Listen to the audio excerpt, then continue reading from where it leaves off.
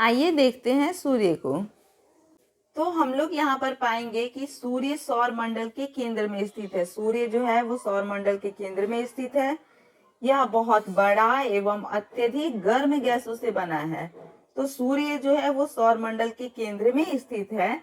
और ये किससे बना है? तो ये गर्म गैसों से बना हुआ है और ये बहुत बड़ा है। इसके बाद देखा जाए तो इसका खिंचाव बल इसके सौर मंडल को बांधे रखता है। यानी कि सूर्य के पास एक खिंचाव बल है जो कि इसके सौर मंडल को क्या किए रहता है? बांधे रहता है। सूर्य सौर मंडल के लिए प्रकाश एवं ऊर्जा का एकमात्र स्रोत है। तो सौर मंडल में प्रकाश और ऊर्जा कहाँ से प्राप्त होती है? तो सूर्य से प्राप्त होती है। लेकिन हम इसकी अत्यधिक तेज ऊष्मा को महसूस नहीं करते हैं क्योंकि सबसे नजदीक का तारा होने के बावजूद यह हमसे बहुत दूर है। सूर्य पृथ्वी से लगभग 15 करोड़ किलोमीटर दूर है। कितना दूर है? तो 15 करोड़ किलोमीटर दूर है। तो इस प्रकार से सूर्य का जो भी ओरिजिनल जो उसका ऊष्मा कहा जाएगा उसे हम नहीं महसूस कर सकते हैं और ना ही वो हम लोगों से महसूस किया जाएगा। अब देखते हैं यहाँ पर ग्रह को। हमारे सौर मंडल में 8 ग्रह हैं। सूर्य से दूरी के अनुसार ये हैं बुध, शुक्र, पृथ्वी, मंगल, बृहस्पति, शनि, यूरेनस तथा नेपच्यून। तो ग्रहों की संख्या 8 है और ये कैसे हैं? तो ये बुध, शुक्र, पृथ्वी, मंगल, बृहस्पति, शनि, यूरेनस तथा नेपच्यून के क्रम में है। इसके बाद अगर हम लोग बोले तो सूर्य से उसकी दूरी के अनुसार अंग्रेजी में ग्रहों के नाम याद रखने का आसान तरीका क्या है? तो my very efficient mother just serve us nuts. इसको याद रखेंगे। यहाँ पर क्या चीज कहा गया है? तो यहाँ पर देखेंगे एक ट्रिक दिया गया है जिससे हम लोग क्या कर सकते हैं कि इंग्लिश में नाम को याद कर सकते हैं कि my very efficient mother just serve us nuts. तो एम से मरकरी, वी से मरकरी मीन्स क्या हो गया? बुध, वी से वेनस, वेनस मीन्स शुक्र, ई से अर्थ, अर्थ मीन्स पृथ्वी, एम से मार्स, मार्स मीन्स मंगल, जे से जुपिटर, जुपिटर मीन्स बृहस्पति, एस से सैटर्न, सैटर्न मीन्स शनि, यू से यूरेनस और एन से नेपच्यून। तो इस तरह से हम लोग इस बात को याद कर सकते हैं। My very efficient mother just serve us nuts. सौर मंडल के सभी 8 ग्रह एक निश्चित पथ पर सूर्य का चक्कर लगाते हैं। यानी कि एक निश्चित पथ का मतलब कहा जा सकता है कि ग्रहों के परिक्रमा करने का भी एक रास्ता है जिस पर वो अपने ही रास्ते पर चलते हैं। वो अपने रास्ते से नहीं भटकते हैं, इधर उधर किसी दूसरे रास्ते पर नहीं जाते हैं।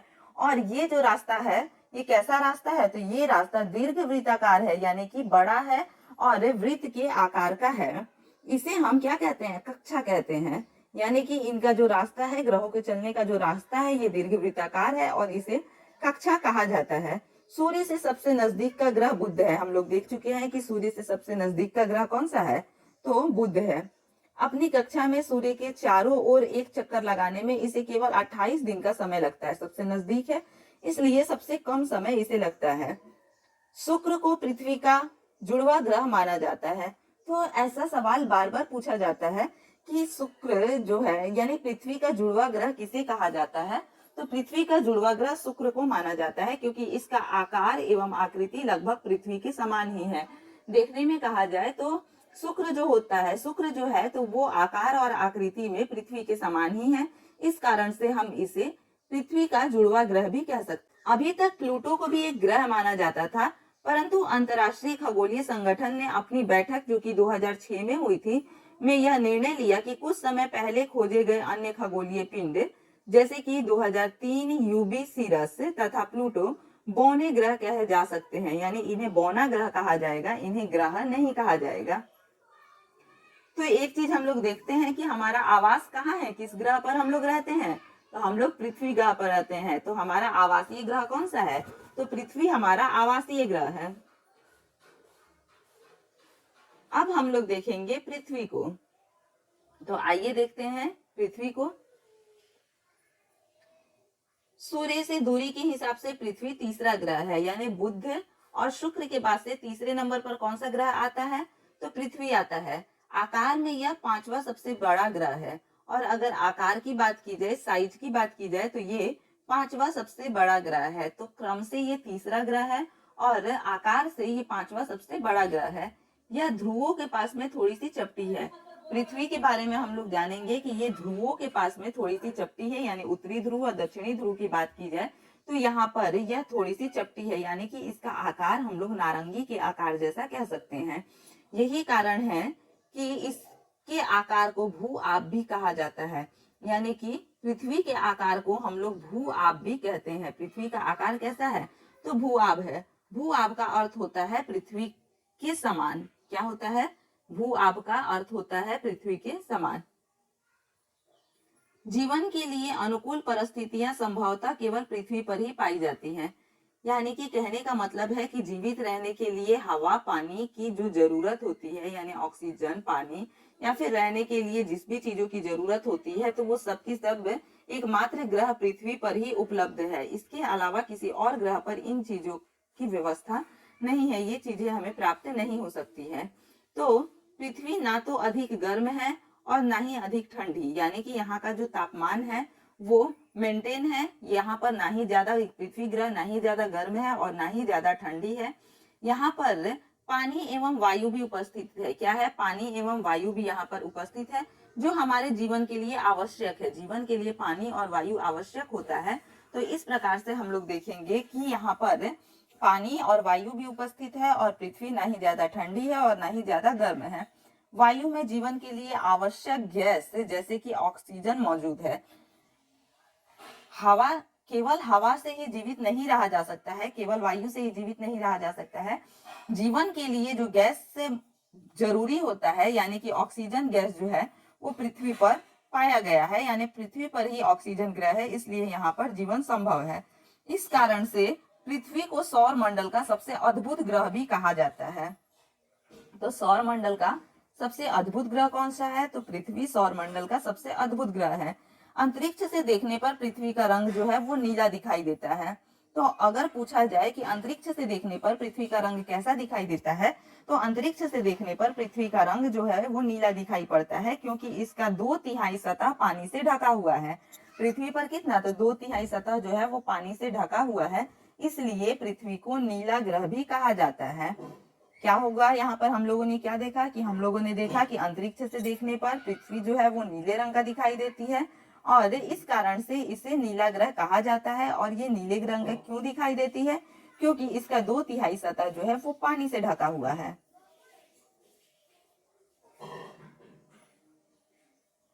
अब देखेंगे हम लोग चंद्रमा को।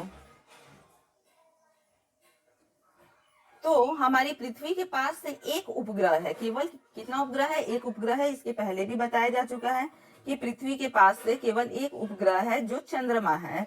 इसका व्यास पृथ्वी के व्यास का लगभग 1/4 है। कितना है? तो पृथ्वी के व्यास का 1/4 है, यानी कि कहा जा सकता है कि चंद्रमा से पृथ्वी 4 गुना बड़ा है। यह इतना बड़ा इसलिए प्रतीत होता है क्योंकि यह हमारे ग्रह से अन्य खगोलीय पिंडों की अपेक्षा नजदीक है। तो चंद्रमा बड़ा क्यों दिखाई देता है? तो चंद्रमा बड़ा इसलिए दिखाई देता है क्योंकि ये अन्य खगोलीय पिंड, यानी आसमान में जो भी पिंड दिखाई देते हैं उनमें सबसे नजदीक जो है वो चंद्रमा है। तो इस कारण से ये हमें बड़ा दिखाई देता है। यहाँ पर हम लोग चंद्रमा के पिक्चर को देख रहे हैं जो कि अंतरिक्ष से लिया गया है।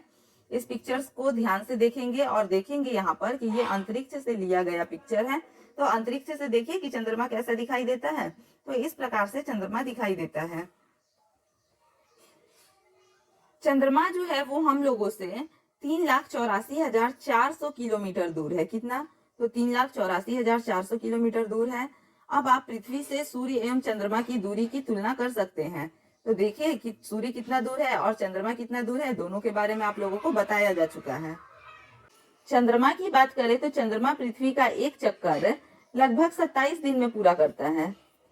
चंद्रमा पृथ्वी का एक चक्कर लगभग 27 दिन में पूरा करता है।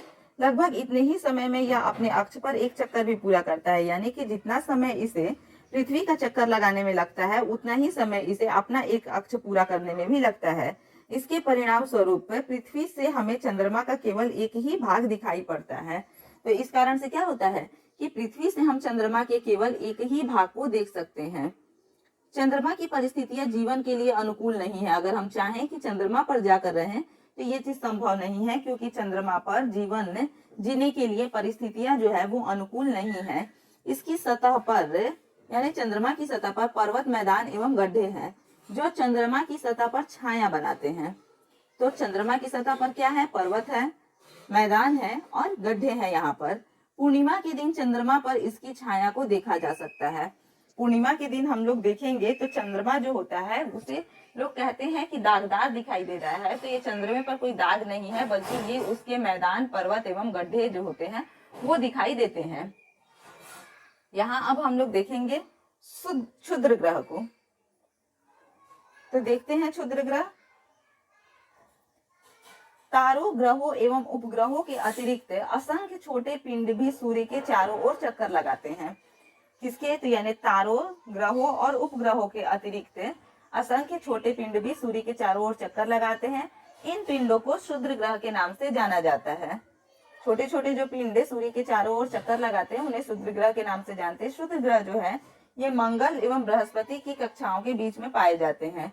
यानी मंगल का जो रास्ता है और बृहस्पति का जो रास्ता है, तो इन दोनों रास्तों के बीच में क्षुद्र ग्रह जो है वो पाए जाते हैं। तो ऐसा हम लोगों ने चित्र संख्या 1.2 में देखा था और इसको दिखाया जा चुका है। वैज्ञानिकों के अनुसार क्षुद्र ग्रह ग्रह के ही भाग होते हैं, यानी कि ग्रह जो होता है उसके ही भाग होते हैं क्षुद्र ग्रह, जो कि बहुत वर्ष पहले विस्फोट के बाद ग्रहों से टूटकर अलग हो गए हैं।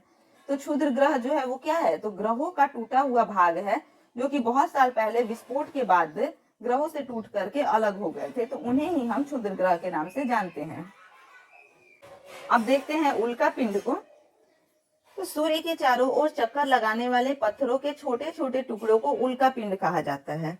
क्या जाने हम लोग कि सूर्य के चारों ओर चक्कर लगाने वाले पत्थरों के छोटे छोटे टुकड़ों को क्या कहा जाता है? उल्का पिंड कहा जाता है। कभी कभी ये उल्का पिंड पृथ्वी से इतने नजदीक आ जाते हैं कि इनकी प्रवृत्ति पृथ्वी पर गिरने की होती है। इस प्रक्रिया के दौरान वायु के साथ घर्षण होने के कारण ये गर्म होकर जल जाते हैं, फलस्वरूप चमकदार प्रकाश उत्पन्न होते हैं।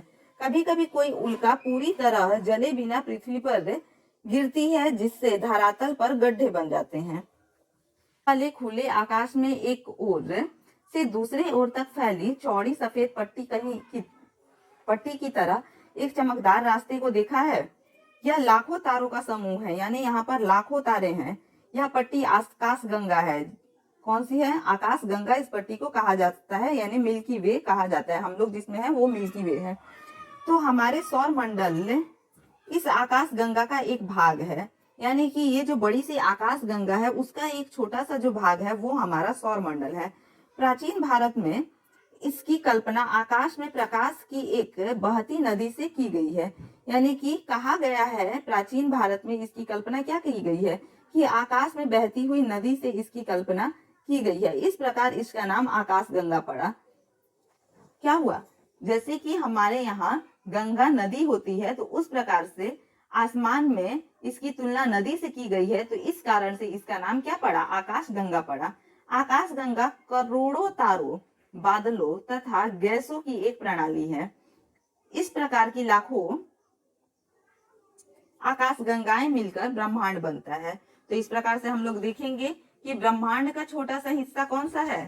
तो आकाश गंगा है, यानी कि ब्रह्मांड में लाखों आकाश गंगा है। और उस प्रकार से उसी आकाश गंगा का छोटा सा जो भाग है वो हमारा सौर मंडल है।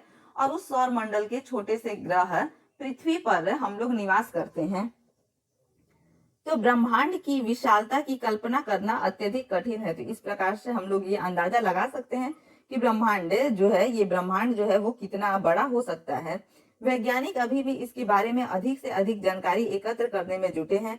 इसके आकार के संबंध में हमें कोई जानकारी नहीं है, लेकिन फिर भी हम जानते हैं कि यह सभी इसी ब्रह्मांड का हिस्सा है। यानी कि हम सभी क्या है? इसी ब्रह्मांड का हिस्सा है। इसी ब्रह्मांड के, आकाश गंगा के, सौर मंडल के, पृथ्वी के हम लोग निवासी हैं। आइए तो अब कुछ रोचक तथ्यों को जानते हैं हम लोग। तो कुछ रोचक तथ्यों को देखेंगे यहाँ पर, तो हम लोग पाएंगे कि बृहस्पति, शनि तथा यूरेनस के चारों ओर छल्ले हैं। किस किस ग्रह के चारों ओर छल्ले हैं? तो बृहस्पति, शनि और यूरेनस के चारों ओर छल्ले हैं। यह छल्ले जो है ये विभिन्न पदार्थों के असंख्य छोटे छोटे पिंडों से बनी पट्टियां हैं। पृथ्वी से इन छल्लों की शक्तिशाली दूरबीन की सहायता से देखा जा सकता है। तो किस किस ग्रह के चारों ओर छल्ले हैं? तो बृहस्पति, शनि तथा यूरेनस के चारों ओर छल्ले हैं। अब क्या आप जानते हैं कि पौराणिक रोमन कहानियों में, अब यहाँ पर हम लोग देखते हैं कि शब्द की उत्पत्ति।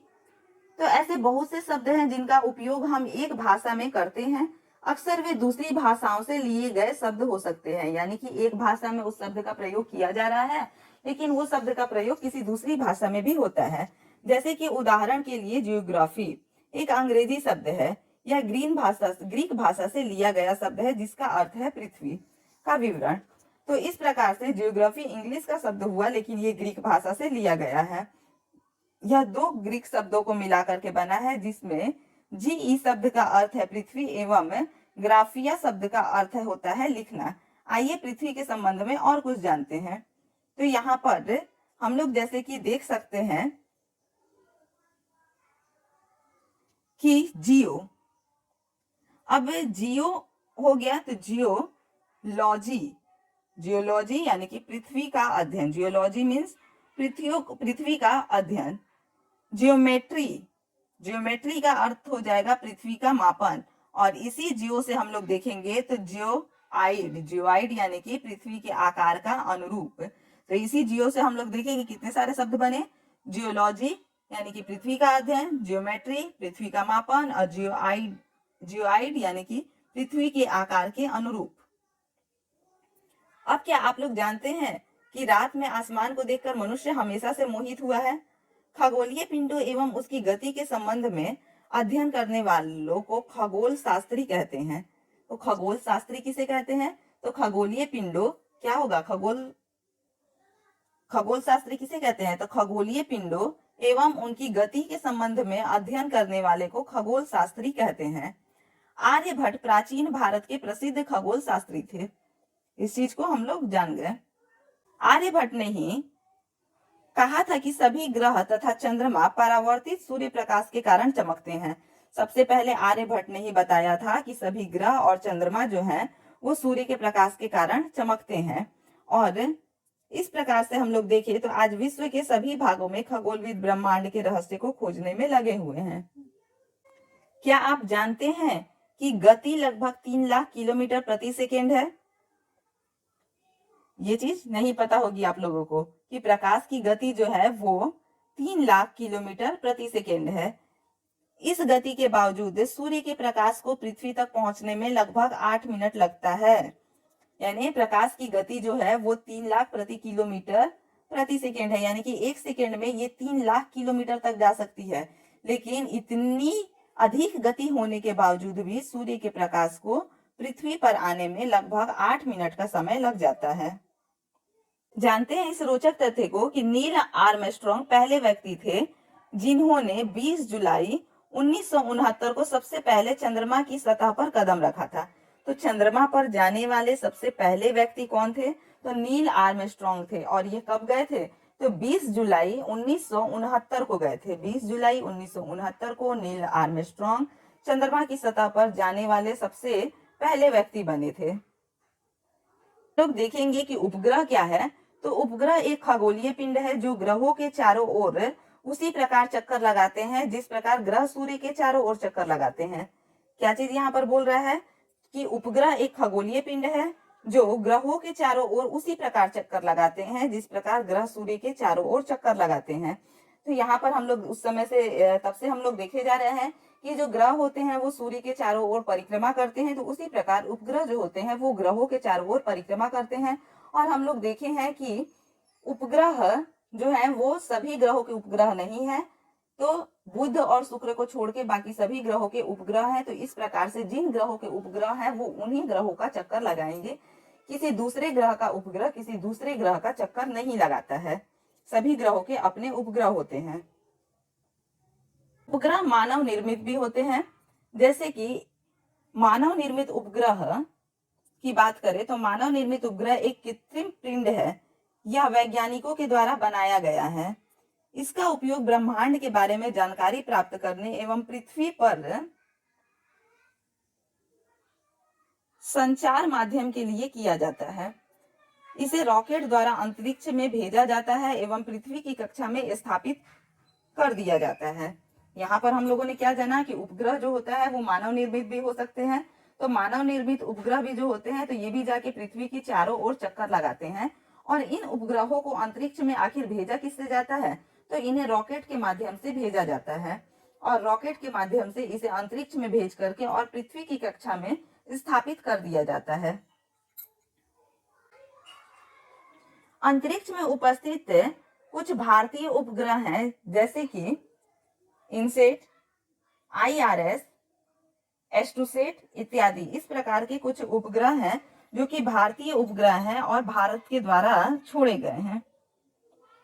अब यहाँ पर हम लोग देखते हैं कि क्या आप ब्रह्मांड के साथ अपना संबंध बता सकते हैं।